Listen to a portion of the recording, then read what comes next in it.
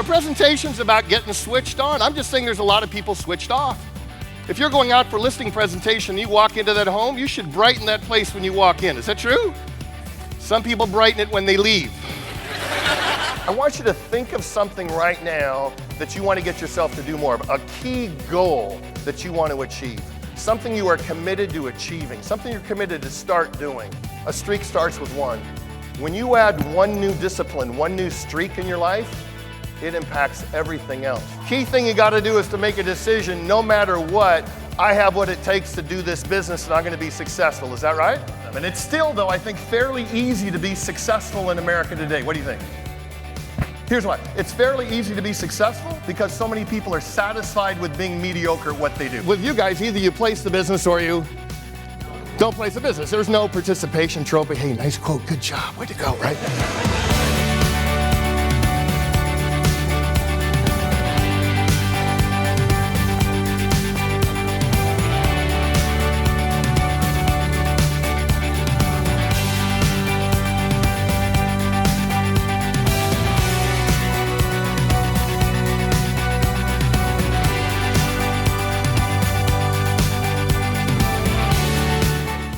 Quality of your life, quality of your questions. Look at the back of the card there and it says, where am I now, 0 to 10?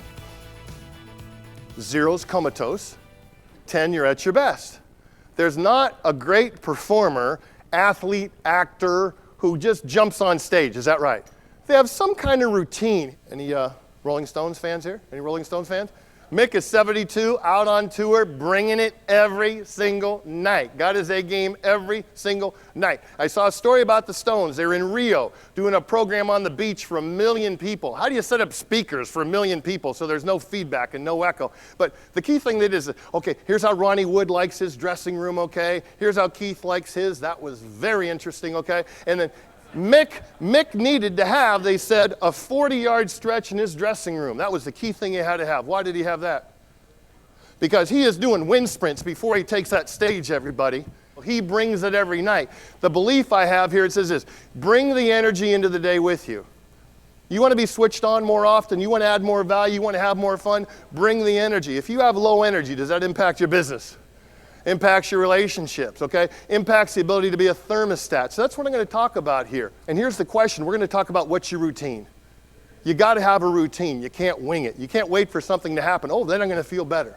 Smile for me, smile. And on the count of 3, we're just going to go 1, 2, 3, yes. Here we go. Big smile, quiet. 1, 2, 3, yes. Okay, some of you couldn't hold back. That's okay, that's good. A couple of you are doing what I call the 2 to a 10 to a 2. This is what it looks like.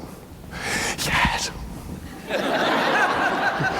Try it again, a little more energy. Yes, here we go. 1, 2, 3, yes. Okay, now a little bit more volume. 1, 2, 3, yes. Okay, not bad. Now I want you to do it one more time. More volume, but I want you to hold it for 5 seconds. Big smile, big smile. Here we go. 1, 2, 3, yes. Now turn around, look at your friends. Turn around, look, look, look, look, look.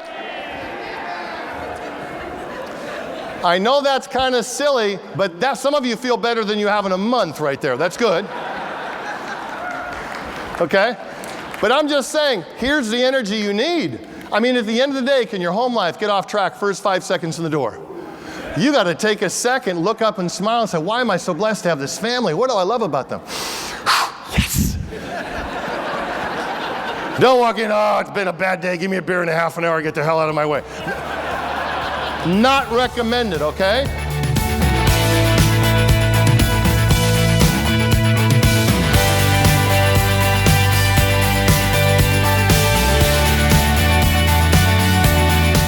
Jerry Seinfeld said it this way, obviously a great comedian, but he wasn't born that way. And this is what he said. Way to become a better comic, create better jokes. Way to create better jokes is to write them how often, everybody? Every day. If you read his biography, he had a calendar on the wall in his bathroom day after day after day, forcing himself to write new material. Year after year after year, every day, day after day after day. Here's the punchline I want you to consider. Skipping one day makes it easier to skip the next day. Is that right? Don't kill your streak. Personal growth, everybody. We're driving success from within. Pick an area you need to get at. Pick an area you're making right now. Put in a new discipline. Find a way to live that thing day after day. Getting better in one area opens up possibilities for every other area of your life.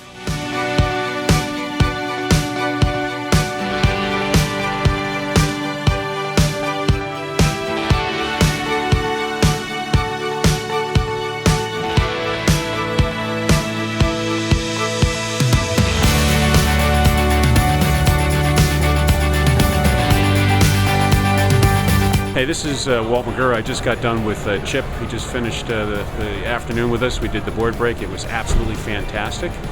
It's the second time, actually, that he's done this for me, and the team just absolutely loved it. They told me it was the best sales conference they've ever had, and a lot of these guys have been around 10, 15 years, so for them to be that pumped up relative to my objective of trying to change some of the attitude, some of the mentality that's there, that's a significant compliment.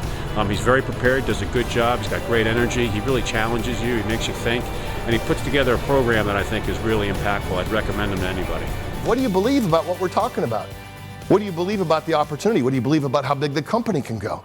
What do you believe about exercising? Some people believe, oh, geez, I'd work out, Chip, in the morning, but I'm just not a morning person. Well, if you believe you're not, guess what? You're not. What do you believe? A belief is a feeling of certainty, and it comes down to this, fixed versus growth mindset. Fixed versus growth mindset.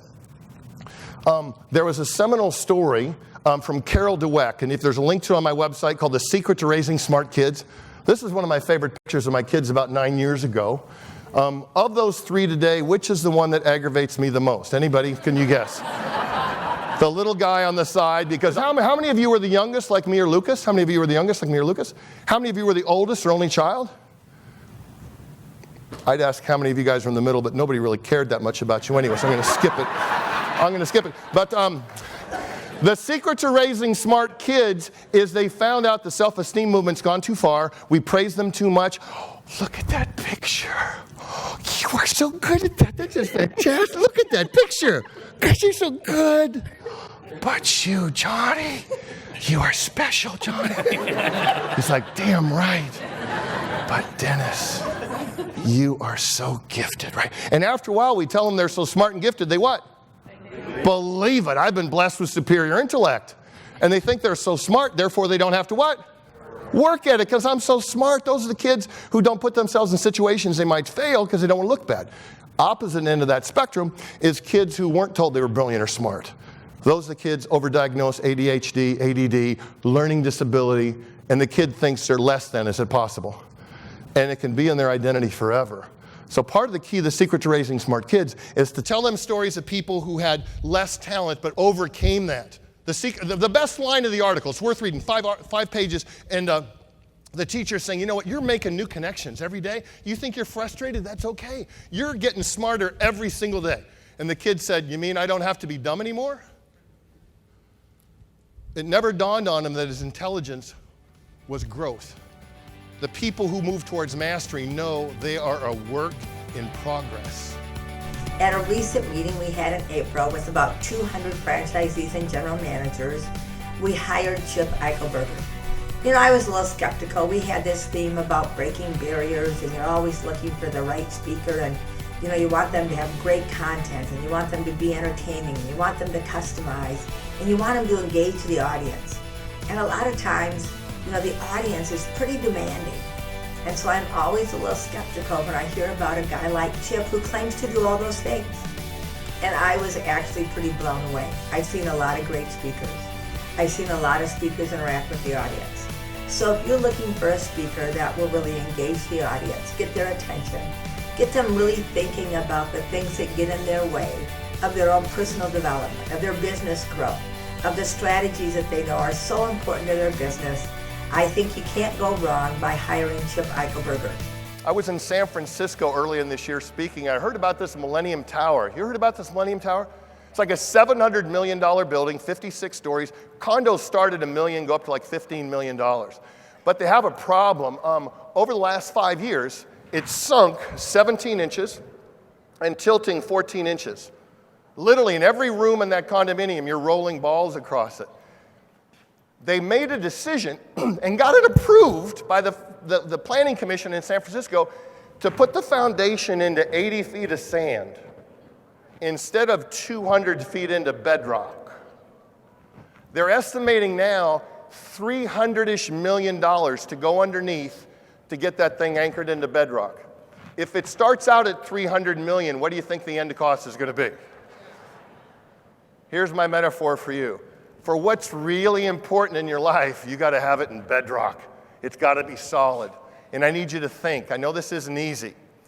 Best quote I've ever heard in thinking was Dr. King. Dr. King said, Rarely do we see people willing to engage in hard, solid thinking. There's a universal quest for easy answers and half-baked solutions. Nothing pains some people more than having to think.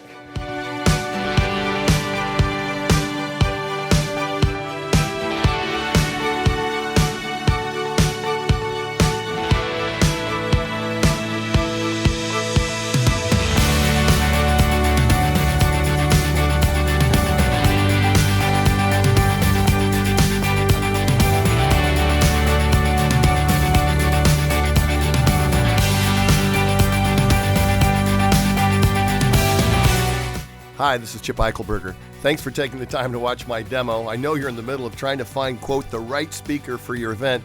All I can do is tell you what I promise, because I truly believe that your audience is not looking for another, quote, speech, a one-way presentation. People are truly dying for engagement. If you bring me in, here's what you're going to get. You're going to get somebody who does their homework. I'm not going to phone it in. I'm going to do interviews with people. I will quote them from stage. I'm going to prepare interactive handouts that get people involved and make the message sticky. I'm going to bring humor. I'm going to bring high energy. And I'm going to be fun in an impactful way that your audience will remember. If you bring me in, I promise I will work hard to exceed your expectations. Please contact the bureau rep who recommended me so we can figure out how we can partner together to make your event the best one ever.